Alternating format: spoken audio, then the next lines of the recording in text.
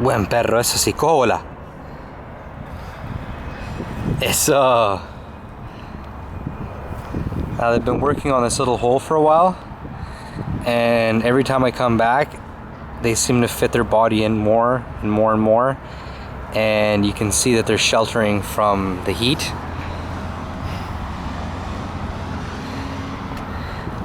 And they've been playing quite a bit of tug of war lately. Eso, buen perrito loca.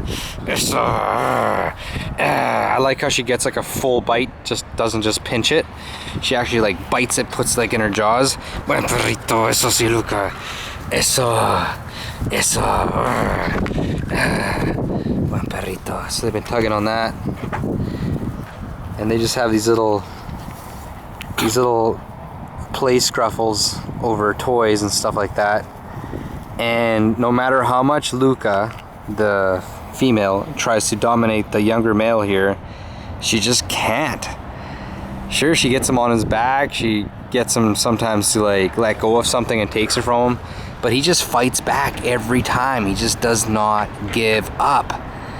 And that's what's interesting about this little puppy that we got here. Oh, there's a lot I gotta say about Lobo, but for right now I'm just kind of showing you guys what it looks like, what he looks like and what he does and how he interacts. And his period of chilling and being introduced to the house and getting to know everything is just about over, and very soon I'm going to start the rigorous training on him like I start with all my dogs. And it's very consistent. There's a lot of exercise, walks, retrieving, everything, and yeah, part of it is digging. So I allow them to dig in these little areas because my little yard here, it's just gonna be basically remodeled. I'm gonna be basically cutting all this grass down, filling up whatever holes, and planting some new seed. So I have no problem that they're kind of digging around in the areas that I have allowed them to, but they can't just choose a random hole and start digging. So I have specifically asked them if they wanted to dig that up, and they've enjoyed it because it keeps them away from the heat, and it's kind of a little bit of a mini agility course because I get them to jump on stuff. The little one can't really jump on top of that yet, but he can jump up to the first step, up to here where I am right here.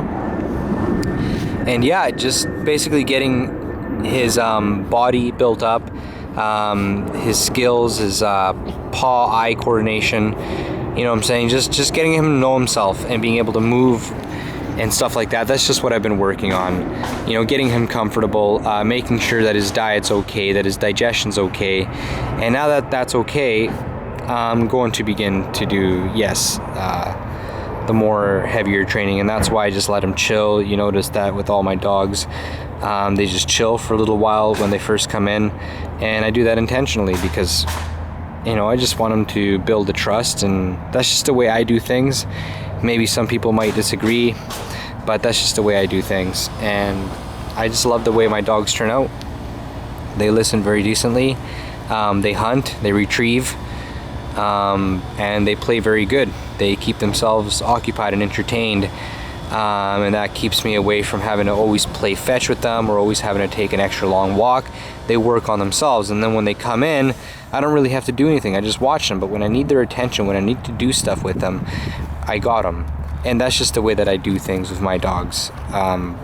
That's just what I do. They don't require big skills, sitting down, lying down, shaking the paw, roll over, spinning around, knowing left from right. Believe it or not, my dogs do know left from right, or at least they're getting it down and they got a rough idea of it. And yeah, just letting them do what they do as terriers, hunting, digging, and as well as quite a bit of obedience. So I hope that you guys like coming along and seeing what I do with my dogs and just watching them play. And if you guys are interested in these breeds, Rat Terriers and Redbone Coonhounds, you guys I guess can look at this channel and just see what I do. I don't focus on the strict, you know, training and sit down and let's go hunting aspect of it with this channel. I just focus on them having fun and them running around, once in a while doing some training videos, telling you a little bit about what I do, but you can see that I train my dogs in a different language, and they're just basically suited to my lifestyle. And from what I see, it'll be suited to a lot of your lifestyles. Just getting a dog to do basic commands, being athletic, have a little understanding of not being like a super guard dog, but at least knowing, you know, when to be alert, when to be calm, understanding how to accept strangers, socializing with other dogs, but as well being able to defend itself. So having this little pack, this ability for them to play, if they're attacked by some random dog, they at least know what to do, and that is stick together, or at least know to defend themselves, not to cower, not to get bit, or at least listen to me, you know. So I just think about it all, you know. What would a terrier do? What would a hunting hound do? And basically, yeah, just give them a lot of exercise, give them good obedience. No matter what it is, no matter what kind of setting you have, no matter where you live, I suggest you always put really good obedience in these dogs, because it's good for you. It's good for your family. You're gonna love it. If you got the means to put your dog in a kennel all day, you know, caged up, but my suggestion, no matter who you are, is always train these dogs, get the best out of them. And you're gonna see that Redbone Coonhounds and Rat Terriers are amazing dogs. They are American classics as well. And right now they're not hating on each other, they're not doing anything, they're just basically playing. This is just how they play, this is just how they do. They're competing, but at the same time you see that they're sharing. So it's not like a complete fight where they're not allowed in the same area. My Redbone Coonhound, sometimes they compete for the same holes, or Rex, the male, he's really dedicated into the hunting, and sometimes the female just kind of bugs him a bit. And that's because I never got a chance to get them together like this. And slowly, you know, I'm getting them into that, and I'm not always focused on digging holes or doing a lot of other things. So those are just things that I noticed. So these dogs, you're seeing that even though they kind of scruffle for the hole, they share. You know, they get along, they do their thing. And little Lobo is starting to get really good. See, he knows his name, because as soon as I said it, he looks back. What's that, Dad? And I just kept on talking, so he's like, okay, never mind. So they do pay attention to their names. That's why I give them nicknames. Like Luca is actually Juka, that's her name, but we call her Lukey sometimes, just Lukey, you know, just little names. See right there, she paid attention. But other times we gotta give her like another name, like Luke. You know what I'm saying? She doesn't understand that. And that's the name that we use when we're speaking around them. So they're very attentive to their names. You know what I'm saying? And I like that. I like the fact that they're really attentive to their names. That way I don't have to repeat the command twice because they're used to hearing their name constantly. No, I want them to pay attention to their name, and also teaching them in a different language helps it, because only I can focus on my dogs. And yeah, in a way, some people say, well, you want your dogs to be a little bit universal so that people can, you know how to handle your dogs. That's where I'm different. You know, my dogs know sit, know stay, you know the typical sign language, know what no means. No is universal. But I keep them in another language because these are my dogs. They're also hunting dogs, so that's how I manage my dogs. I keep them to me. So if someone else is calling them, I can call them and I can get them to me, not them. You know what I'm saying? So there's tones, whistles, there's a lot of stuff that I do with my dogs. And right there you can see Rex looking out the window. He wants to come out too, but he was just out. And Patchy right now, she is very pregnant. She's expecting any day, anytime, my female Redbone Coonhound. So I've just been kind of taking it easy with them and working more on them, because they're the puppies. They're the ones who need the work. Every time I take my dogs out, I take these guys out overtime. So Luca, whenever I would take any dog out, her walk, anything, she would come out for every single walk to the store, everything we did. And 90% of the time she was off leash. She'll walk beside you perfectly, or at least in your vicinity, do the commands, know not to go on the road, but she also walks perfectly on the leash. And that's because I dedicate on her. Okay, so I don't want him getting dirt on inside his ear, so I'm gonna have to clean. Whoa, look at that. Whoa, you okay, buddy? Yeah, so those are just the kind of things you gotta deal with. And he's gonna have to shake there, and if he does have dirt in his ear, that's the good thing about the Jack Russell. He has his ears kind of flapped down. But periodically you gotta check in their ears, same with the Redbone Coonhounds, with any dog. But what's a good thing about those open ears is that stuff falls out easily. So if anything gets caught in there, they're able to clean it out easily. Their earwax is able to take care of it. And also, if there is any infection or any fungus that wants to grow in there, it's more harder because the ears, because the ears are very open.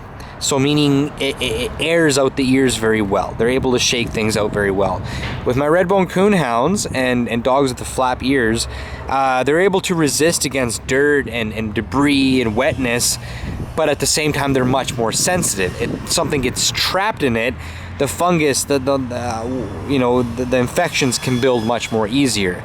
So those are things that you gotta kind of understand about your dogs. You know, their ears, the kind of eye types they have, the kind of paw types they have. You know, saying the energy levels they have, everything. And that's basically just what I do with my dogs. I just try to focus on everything that I can and try to understand my dogs, the both breeds that I have. There might be one more of these guys coming in the future, because I got this male and I like him a lot, but that's what I mean. There's a lot of stuff that I gotta say about him, certain features that I noticed, and I don't know if I want to put him with her. But everybody's gonna say he's a beautiful male, he deserves a chance. Yes, so I'm just gonna give him some time to grow out. I'm gonna pay attention to him, get him tested out genetically. But there's just certain things about the breeder. I don't think he was very honest about him. He's got an extra claw on his back, and that's a bit of an issue for me, even though it's not a big deal. But you know what I'm saying, I do want my dogs to be top standard, or at least close to it, or at least have a standard. And I'm possibly going to get another male. I'm not going to neuter him. I'm possibly going to give him a chance to breed, or I don't know what I'm going to do about him. But he's definitely going to be a hunter. He's definitely going to be my companion. All these dogs are my companions. All these dogs are hunters. All these dogs are everything. They're multi-purpose. They're guard dogs. Everything for the house. But this is just what I do with my dogs. And there's some information about my rat terriers for this channel. For me as an individual, and basically, yes, they're part of a pack. They're part of a pack of 4 dogs that very soon is probably going to be 5 dogs, maybe even a little more. But I just got to work out the space, the property, the licensings, you know what I'm saying. I got to keep up with other shots. I got to be able to afford it. It's got to be economical. It's got to be understandable. You know, I'm a dog lover, but I'm also a dog owner, a dog trainer, and I also use common sense. You know, love can only take you so far. And you know what I'm saying, can you have more dogs? Can you do that? So those are just the kind of things I'm dealing with my dogs. But yes, they are a pack of 4 right now. And they go very well with each other, especially when they go on the hunt. But the thing is that Patchy, my female Redbone Coonhound, is completely out of service. She's going to be out of service for a while, actually.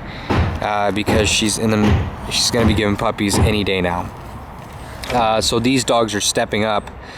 Yeah, she kicked it over there, and then she wondered what that noise was. And they get really dirty, muddy. But then, after like an hour, they're just completely white. Just completely clean again. And I like that. So I do get concerned about little corners like this. You know what I'm saying? But the dogs do manage them. Sometimes they bump their heads a little bit. And that's why I supervise them when they first come out here. But now that they've been out here for a while, I still supervise him. But Luca and Patchy and Rex, I don't have to supervise them around stuff like that. There's no nails in my backyard, even though there's a lot of plywoods and woods and stuff like that. So it's a pretty clean yard. It's just got a lot of stuff in it because of construction. But they use it to run around and do this stuff. But sometimes these little odd corners and angles, knowing dogs, especially young dogs, kids will be kids, even in the dog years. I'm afraid for stuff like that. But also I expose them to stuff like that. I keep them around stuff like this so that they can know how to maneuver, they can run, they can be a little bit more agile. You know, it gets stuck in their genetics and all that stuff that people do with dogs. And I just do it too. So I truly hope that you guys are enjoying this stuff. My channel, my updates, and what I share. I hope that it's, you know, something that you guys actually look forward to watching. And if you guys got any suggestions, any questions, you guys just let me know. Very soon I'm going to be hitting 1K, and I believe I got my 4,000 hours so that I can monetize, and I'm probably going to be monetized. I got other channels, politics, different languages, but this is just my vlog. This is just me. This is just me at home. You know what I'm saying? So if you guys are not interested in politics or speak another language, you know what I'm saying, or just like dogs and just like hanging around, well, this is the channel for you. and I'm glad to see all of you. I'm glad to have all of you who come in, new subscribers. Some of you, a lot of you actually have been following me for almost 10 years now, since I started YouTube. I want to say 10 years, I'd be like coming on to 9 years, about 8 years and something. That I've been doing YouTube in different videos, different channels, different things, different environments, going through the YouTube, its rules, watching how our country is changing, how our environment is changing, most of the time for the worst, and just trying to survive with it. And sometimes someone just needs to unwind and just, you know, watch videos on just dogs, something hanging around. You know, I like the dog training videos, but sometimes it's just go, go, go on the training. Sometimes I just want to see these dogs hang around, and that's what my channel's about. Just talking, speaking about the breed, speaking about my life. I also do martial arts and a lot of things.